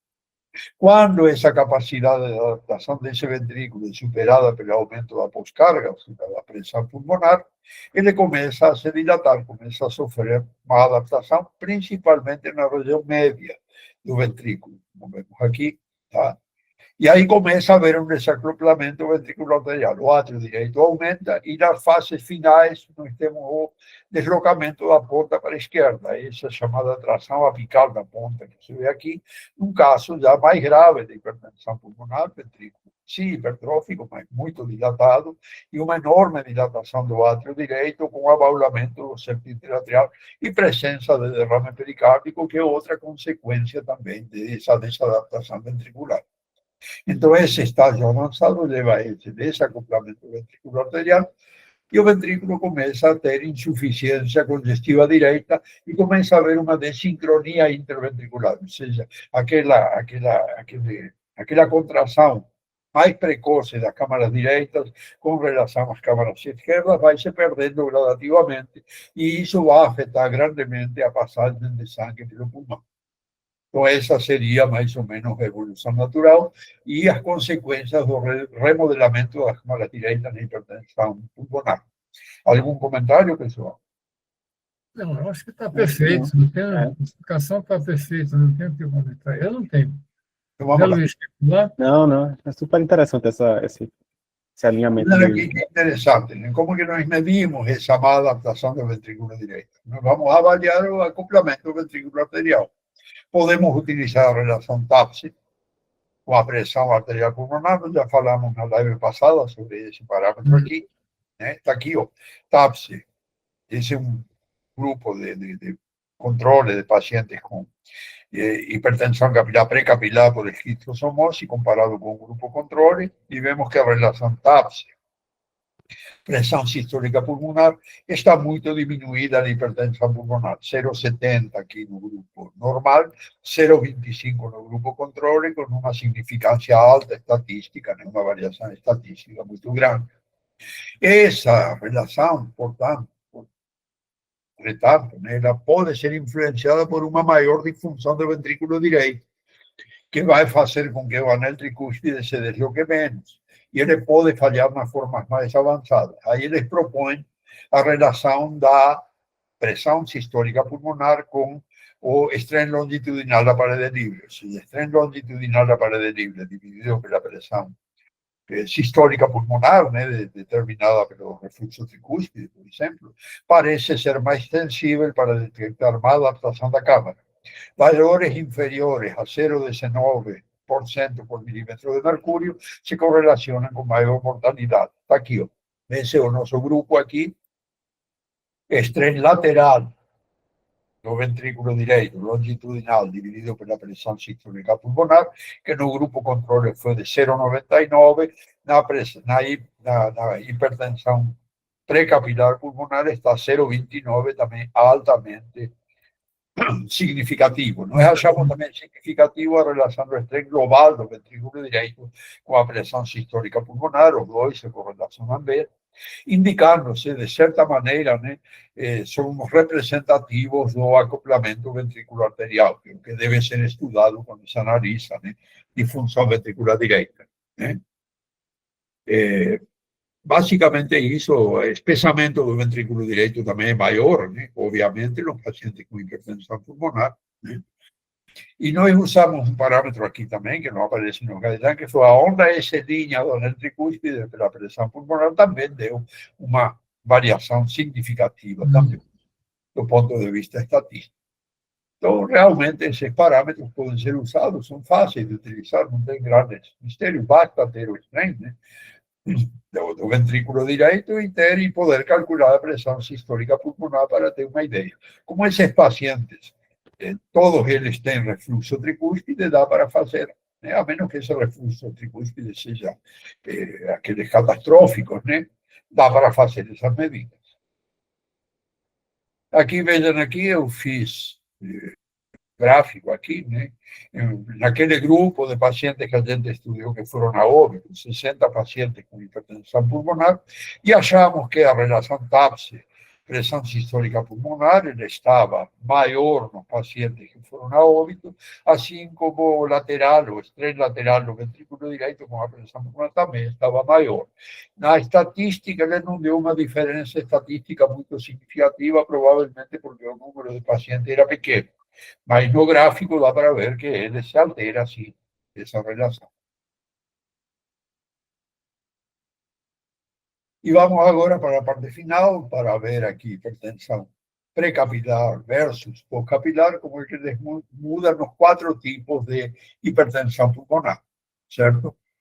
No grupo 1, que é a hipertensão pulmonar, que é chamada hipertensão arterial pulmonar pura, né?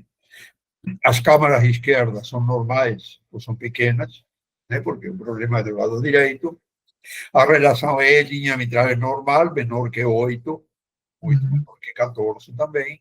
Há dilatação e hipertrofia do ventrículo direito, achatamento do septo interventricular durante a sístole, uma velocidade do refluxo tricúspide aumentada, mais do que 2,9, uma velocidade diastólica do refluxo pulmonar também aumentada, maior que 2,2, indicando hipertensão pulmonar. A relação TAPSE, pressão sistólica pulmonar, é menor que 0,55 milímetros por milímetro de mercúrio, e 0 a por menor que 0,3 a 0,4, há um grande aumento da mortalidade nesses pacientes. Só vendo aqui quanto que tinha dado o nosso, o TAPSE deu 0,25, abaixo de 0,3, tá? Mortalidade elevada, são pacientes muito graves.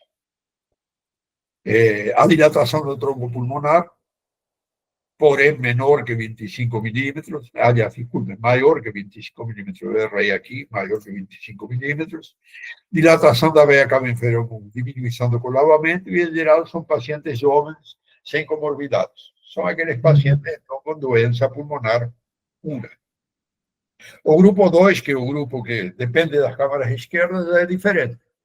Ele apresenta ventrículo esquerdo hipertrófico dilatado, a fração de ejeção diminuída, índice de excentricidade do ventrículo esquerdo normal, ou seja, não tem grande crescimento do VD, ele é normal ou menor que 1,2, dilatação do átrio esquerdo, disfunção diastólica do ventrículo esquerdo, em geral, pseudonormal, uma relação linha maior que 14, indicando aumento da pressão capilar pulmonar, leve a moderada valvopatia mitral ou aórtica, velocidade de refluxo tricúspide aumentada, igual que o anterior, ventrículo direito normal na fase inicial, depois ele vai se hipertrofiando e se dilatando.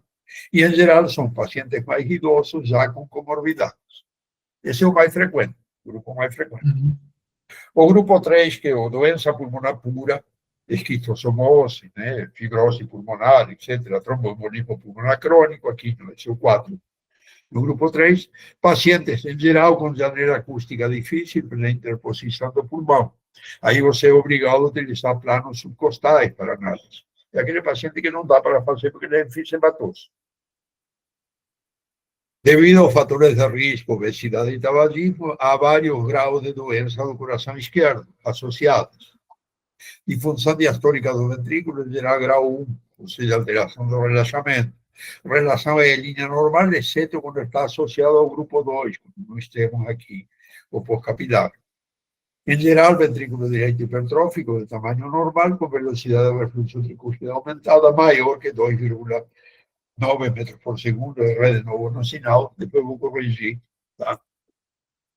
E temos o grupo 4, que é o tromboembolismo crônico, praticamente esse grupo sozinho, que é a doença tromboembólica crônica, que quando se associa a fatores de risco, como obesidade e tabagismo, pode ter diversos graus de doença esquerda, uma relação em linha normal, a menos que tenha doença esquerda, ventrículo direito com dilatação leve e hipertrofia, disfunção sistólica do ventrículo direito e aumento da velocidade de refluxo tricúspide, aqui está correto, maior que 2,9 metros por segundo. Então, essas são as diferenças que existem entre as formas pré-capilar e pós-capilar, 4 grupos, né, que são nos quais se classifica a hipertensão pulmonar. Acho que não deixa muita dúvida, né, isso aqui, né, de Jair e acho que está bem claro. Só lembrar que você, para ver se o VD está aumentado ou não, se você pega o corte apical, se a ponta do coração estiver sendo ocupada pelo ventrículo direito, é porque ele está aumentado. Não é isso? Na prática. E se você não conseguir ver nada pelo apical, aí vai no subcostal, provavelmente. É isso aí. Vamos lá. Nós podemos, e eles fazem infusão de soro. Eles dão entre 250 e 500 mililitros, entre 15 a 30 minutos, para ver se tem aumento da pressão capilar pulmonar. E vai aumentar, obviamente, nos casos com a forma pós-capilar, né? Alterações do ventrículo esquerdo, vai aumentar, né, a pressão de enchimento e vai aumentar o capilar pulmonar. Essa é uma forma que teria de diagnosticar. Nunca fiz isso. E pode ser feito exercício. Você já fez esse teste? Na verdade, nunca fiz, porque eu também nunca fiz. Essa quantidade de soro. Né? Eu acho que é até perigoso, né? Quer fazer uma demagogia de pulmão aí? É melhor fazer um exercício, né? O exercício, mesmo levantar as pernas, já melhora, já aumenta esse capilar pulmonar. Mas o que está recomendado é exercício em bicicleta semi-supina, não é aquela deitada, não.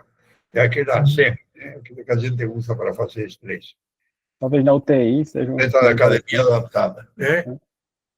Talvez na UTI seja mais interessante fazer um teste desse, assim. É um Sim, paciente na UTI, a gente fazia na UTI isso aí, mas é arriscado, tá?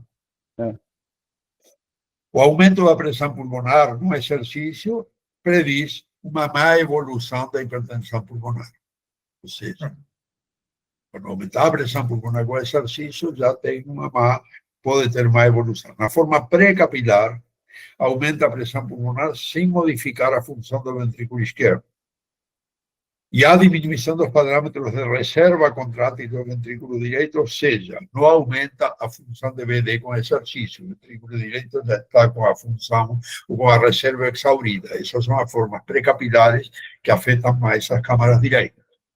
Nas formas pós-capilares, que são aquelas do coração esquerdo, temos aumento da pressão sistêmica pulmonar, piora da função diastólica do ventrículo, com ou sem aumento do refluxo mitral ou tricúspide. Ou seja, pouco aumento, mas com piora da função diastólica e aumento da pressão sistólica.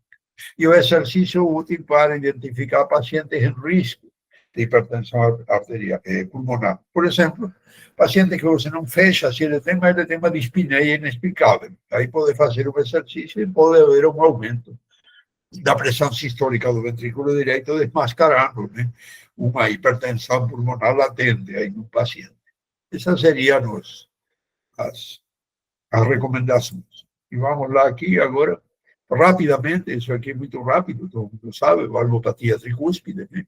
Ela se divide em primária e secundária, e tem a forma atriofuncional isolada. A primária são anomalias componentes da válvula, como mixomatosa, prolapso, endocardite, perfuração, né? Cardiopatias congênitas, e a secundária, que é a grande maioria dos casos, é por remodelamento adverso do ventrículo direito com a válvula normal, ou seja, dilatação do anel e afastamento das cúspides, dos folhetos, provocando insuficiência. É uma má adaptação à hipertensão pulmonar ou uma cardiomiopatia do ventrículo direito. É uma cardiomiopatia dilatada, biventricular, que também vai provocar uma insuficiência tricúspide secundária. Mas o que nos interessa é a má adaptação à hipertensão pulmonar. E a atriofuncional isolada são pacientes que remodelam o átrio direito, principalmente aqueles pacientes com fibrilação atrial crônica, por exemplo, que é a forma mais comum. Então, basicamente, o que a gente vê na valvopatia, não vamos parar muito, acho, aqui nessa parte, são associadas. Aqui nós temos, né, sobre a insuficiência tricúspide funcional, né, como resultado do remodelamento adverso do coração direito, a distorção e afastamento, tétering dos folhetos, né, com deslocamento dos papilares e das cordas tendíneas fora do centro do plano de coaptação, o que vai fazer com que haja insuficiência tricúspide. É provocada, em primeiro lugar, pelo aumento da pós-carga, ou seja, pela hipertensão pulmonar, a progressiva dilatação do ventrículo direito e, consequentemente, o aumento também do refluxo, que aumenta a precarga. É uma sobrecarga de volume provocada pela própria insuficiência tricúspide. Então, ele começa por aumento da pós-carga, pela própria hipertensão pulmonar, o ventrículo direito se dilata, começa a aparecer refluxo tricúspide, e o refluxo tricúspide também acrescenta um aumento da precarga. Aqui, né, um algoritmo. Esse não é do Gadelin, mas é um algoritmo que eu acho bem interessante para insuficiência tricúspide relevante, né? O que acontece para trás da tricúspide, que são congestão hepática, congestão gastrointestinal, diminuição da perfunção renal, ativação do sistema renina-angiotensina e uma diminuição da capacitância venosa com um aumento do volume de retorno venoso. Isso é o que ocorre para trás.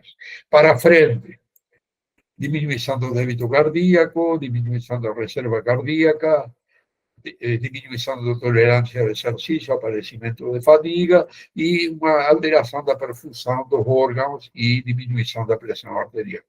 Esses são os parâmetros que são consequências hemodinâmicas de um refluxo tricúspide progressivo, com má adaptação do ventrículo direito, geralmente associado com hipertensão pulmonar. embora não seja um galerão de hipertensão pulmonar, achei bem interessante esse algoritmo aqui. E, finalmente, aqui os parâmetros, né, isso saiu no JEC, né, já em 2019, mais antigos, exemplos, né, de insuficiência tricúspide e a gradação da insuficiência tricúspide. Discreta, quando a vena contracta menor que 3 milímetros, ou a área, né, do orifício regurgitante menor que 20. Moderada, quando a vena contracta varia de 3 a 7, ou a orifício regurgitante de 20 a 40. Importante, quando varia de 7 a 13, a vena contracta, ou de 40 a 60, orifício regurgitante, e aqui aparece, né, no 3D, uma vena contracta em 3D maior ainda, massiva, quando ele tem uma vena contracta de 14 a 20, um orifício regurgitante de 60 a 80, e aparece no 3D muito maior, e a chamada, agora está de moda, torrencial, quando a vena contracta maior que 21 milímetros, a área do orifício regurgitante maior que 80 milímetros quadrados e o 3D maior que 115 milímetros quadrados.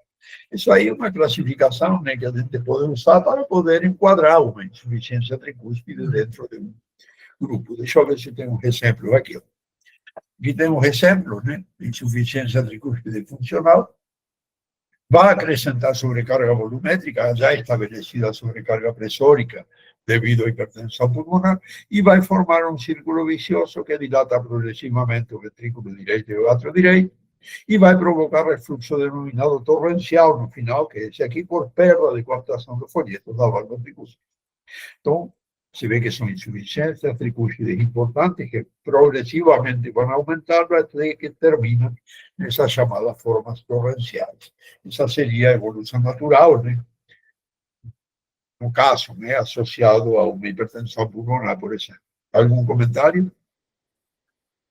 Não, acho que eu não gosto muito desse termo torrencial, não. Eu também não Mas gosto, mas eu coloquei muito lá, né? é negócio do americano, né? Acho que leve, moderada e grave é suficiente. E grave também não seria muito adequado, né? Seria importante. Ou muito importante, né? Se você quiser ser mais... Severa também não gosto. Severa é uma pessoa austera. Severo não é, né? Não, Severo é o Donald Trump, não somos nós. é verdade. Então vamos lá? Continuar aqui. Vamos, porque são 9h37. Sim, estou vendo aqui. Eu achava que ia durar 40 minutos. Passou Não. o tempo. Vamos lá, rapidinho, terminando. Refluxo pulmonar. Isso que a gente vê em 90% dos indivíduos normais aqui. Refluxo escape pulmonar trivial. Mas é mais raro na hipertensão pulmonar, mas ele ocorre quando você tem dilatação do tronco. Veja esse caso aqui, paciente com esquistossomose, dilatação do tronco pulmonar, medindo 9 centímetros o tronco pulmonar de diâmetro. Tronco e ramo da pulmonar com uma insuficiência pulmonar importante e crônica, né? Então, são casos terminais, né, praticamente. São pacientes com evolução muito comprometida, né? Então, a valvopatia pulmonar ocorre em última instância, né, na hipertensão pulmonar, certo? Certo. E agora, rapidamente, como é que nós fazemos para detectar precocemente, ver o prognóstico e acompanhamento de hipertensão pulmonar? Basicamente, vamos ver a detecção precoce, né? E acompanhamento e terapêutico vai ser fazer exame seriado no paciente. Então, quando nós pesquisamos hipertensão pulmonar, nós vamos verificar os dados hemodinâmicos, que são pico de refluxo tricúspide, né, que já vimos, velocidade gradiente, a pressão sistólica pulmonar e a relação E' do ventrículo esquerdo, para podermos separar, né, o tipo de hipertensão pulmonar, se houver. Dados estruturais, que são o volume indexado do átrio esquerdo, a área, o volume indexado do átrio direito, diâmetro basal do ventrículo direito, se alterado, aí se faz a medição completa de todos os eixos do ventrículo direito. Função do ventrículo esquerdo, importante, e função sistólica do ventrículo direito, com TAP, segunda S, linha de estreito. E nas válvulas, avaliar refluxo mitral, tricúspide, aórtico e pulmonar, que houver, né, se houver. E aqui todos, porque muitas vezes com o tipo pré-capilar, nós vamos ter, com o tipo pós-capilar, nós vamos ter frequentemente refluxo mitral e aórtico associado. E outros, presença de derrame pericárdico e tamponamento, que também acrescentam, né? Complicação, digamos assim, a esse tipo de hipertensão pulmonar. Isso na pesquisa. Se ele tiver alguma alteração, nós partimos para exames mais completos. Agora, se ele tiver uma hipertensão estabelecida, os dados hemodinâmicos são os menos, né? A estrutura, nós vamos ver, além do volume, do átrio, indexado do átrio direito, também a área, né? O diâmetro basal do ventrículo direito, com medição completa, se estiver alterado, se está estabelecida, seguramente está alterado, e o volume do ventrículo direito, se não estivermos tridimensional disponível, ou ainda com ressonância magnética. E sabemos que o eco bidimensional não consegue medir o volume. Se vê que o guideline não menciona o FAC, a variação de áreas. Então, se você tiver que fazer medidas, né, de função, teria que ser com 3D a nível de volume do ventrículo direito. Essa é uma coisa interessante, porque antigamente eles falavam de FAC, eles não falam mais. Então, função, também função de VE e VD, mesma coisa que no acompanhamento na pesquisa, e nas válvulas, né, verificar se há mudança na severidade dos refluxos já prévios, ou seja, se há aumento desses refluxos, e para insuficiência tricúspide funcional avaliar, se possível, a etiologia dessa insuficiência, dilatação de átrio, dilatação de ventrículo, anel tricúspide, etc., má coaptação dos folhetos, má coaptação do folheto e tethering, ou seja, deslocamento do folheto de forma a perderem contato. E também derrame pericárdico e tamponamento. E aqui tem, finalmente, o algoritmo, né, que eles usam para avaliar, né, esse tipo, para fazer o screening, para fazer a pesquisa de pacientes com suspeita de hipertensão pulmonar. Se a velocidade tricúspide for maior que 2,9 ou 2,8, né, para se adaptar ao guideline, e com signos, com sinais como, por exemplo, aumento da pressão média pulmonar maior que 20, né, excluindo erros técnicos, né, etc. Se ele tiver aí, se ele tiver isso, e ele tiver uma diminuição ou um débito cardíaco normal ou diminuído, sim, ele pode ser uma suspeita de hipertensão pulmonar, e aí você vai procurar se ele é discreta, moderada ou importante. Está aqui, discreta, de 35 a 49 milímetros de mercúrio, moderada, sistólica, né, de 50 a 69, e importante acima de 70. Essa é a última classificação segundo ele. Se ele tiver um ventrículo direito hiperdinâmico, esse paciente, aí você vai usar pelo menos 2 desses critérios, 12 critérios que estão aqui. A área do átrio esquerdo maior que 18 centímetros quadrados, o tempo de aceleração da pulmonar menor que 105, dilatação e hipertrofia do ventrículo direito, dilatação da veia cava com colavamento anormal, uma relação anormal entre o diâmetro do ventrículo esquerdo e do ventrículo direito menor do que 1, ou um fluxo reverso, ou o sistólico, quando você faz a medida de refluxo, né? O índice do ventrículo esquerdo seria o achatamento do septo maior que 1, dilatação da artéria pulmonar, presença de entalhe mesosistólico pulmonar, presença de doença do coração esquerdo, valvulares, hipertróficas, etc., restritivas, uma função diastólica normal do ventrículo esquerdo com relação à linha maior que 14, o contexto clínico do paciente, se é anêmico, se tem sepsis, se tem doença pulmonar, tromboembolismo, hipertiroidismo, doença sistêmica, etc., e pacientes com cardiopatia hipertrófica, né? Direita. Congênita. As congênitas devem ser tratadas separadamente. Isso que ele diz quando tem ventrículo hiperdinâmico, ou seja, sobrecarga volumétrica. Se a velocidade de refluxo tricúspide for normal e a pressão média do átrio pulmonar for abaixo de 20, excluindo os erros técnicos, ou tiver insuficiência do sinal Doppler do refluxo tricúspide, utiliza os mesmos parâmetros que vimos aqui. Se ele tiver uma insuficiência tricúspide significativa, com contorno ao Doppler, ao contorno do Doppler, né, aquele contorno triangular do Doppler.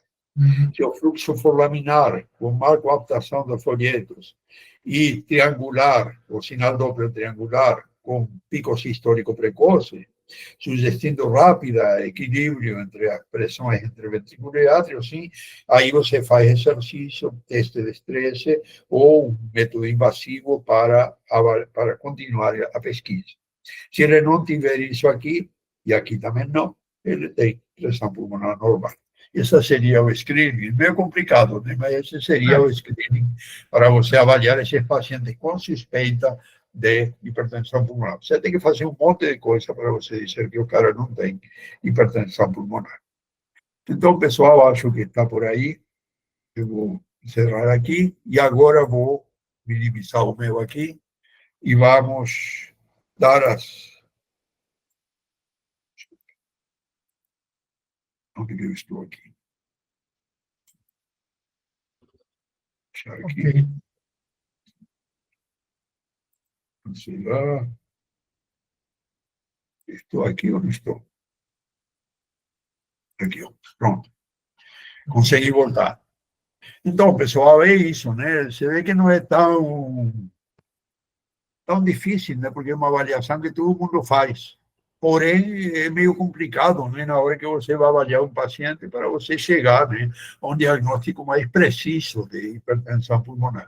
Mas é isso, basicamente, o que o guideline diz, né? Doutora Cláudia levantou a mão, pode falar, doutora Cláudia, boa noite. Boa noite, parabéns pela explicação, parabéns pelos comentários de todos, maravilhoso, mais uma vez, mas eu continuo com uma dúvida, eu sou um pouquinho insistente com relação a isso. Em termos práticos, para a gente laudar, a gente vai continuar dizendo alta probabilidade, média, porque é uma coisa que eu sou resistente e gosto de dizer se é discreto, se é moderado. O que é que vocês pensam a respeito? Eu acho que esse guideline veio dar sinal verde para a gente continuar a fazer a avaliação como fazia antes, né? É verdade. Que a gente nunca abandonou, na verdade. Sempre achou que aquela imposição de falar probabilidade ou não probabilidade era uma imposição, né? Mas eu acho que sim, que é válido, né? Porque nos permite ter uma melhor qualidade de laudo, né? É muito diferente você falar para o médico clínico que ele tem baixa probabilidade ou alta probabilidade, que você dizer que ele tem uma hipertensão pulmonar moderada, diz que ele tem importante. Sempre me senti incomodada com isso. Obrigada. Eu me sinto muito mais confortável agora com esse guideline que com o anterior. Não sei vocês. Também. Eu particularmente cheguei a usar, né? Várias vezes, alta, média. Eu também. Estou me abstendo agora. Zé Hugo quer falar. Zé Hugo está pedindo a palavra. Sim, boa noite a todos. Parabenizando a equipe pela excelente apresentação. Olha só, pessoal, uma coisa simples, né, a nível de laudo. Quando a gente faz um exame de um paciente com hipertensão arterial pulmonar, existe uma tendência do clínico saber qual o valor da pressão sistólica na artéria pulmonar.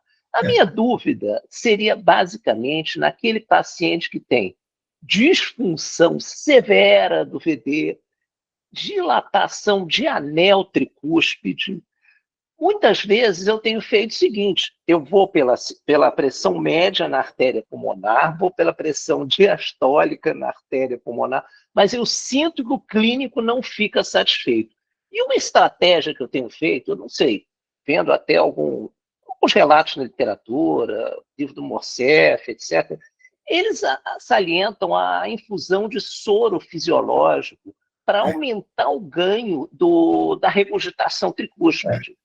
Qual a experiência de vocês? O que vocês acham? Eu acho bem válido, viu? Se tiver a veia pega do paciente, não vou pegar especificamente uma veia do paciente para fazer isso. Se ele estiver com uma via, eu faço. Eu acho que ele ajuda muito. Ele ajuda sem dúvida, ajuda muito. Principalmente, uma coisa que tem que ser levado em consideração, eu levo muito em consideração o tempo da aceleração pulmonar, que ele é mais ou menos independente da disfunção. Né? Nesses casos, né, que eu tenho muita disfunção do ventrículo direito, insuficiência tricúspide muito grande, que não representam a pressão, eu gosto mais de usar o tempo da aceleração pulmonar e aquelas fórmulas de cálculo, né? Embora coloco lá o cálculo indireto, etc., mas vai dar uma ideia melhor do que você medir o refluxo tricúspide. Agora, essa ideia do contraste eu acho muito boa, eu tenho sido usado várias vezes, né? Mas, aquilo que eu falo, no consultório, por exemplo, na clínica, é quando o paciente tem veia pega. Você não vai pegar uma veia do paciente para fazer, não. A menos que seja, né, absolutamente necessário. Mas se tiver, sim, faz, por que não? É muito bom. Perfeito. Obrigado. E aí, Jair? Eu tenho um pouco de resistência para isso, viu? Eu não faria, não. Porque eu acho que os parâmetros que a gente tem para identificar uma recusação tricúspide de grau severa ou grau importante são suficientes. Eu não preciso de jogar, de infundir soro para saber se esse refluxo é mais ou menos importante, não. Eu acho que os parâmetros são suficientes para informar para o clínico, que eu acho que é mais importante, informar para o clínico se a gravidade da lesão, se o VD está bem adaptado ou não está bem adaptado.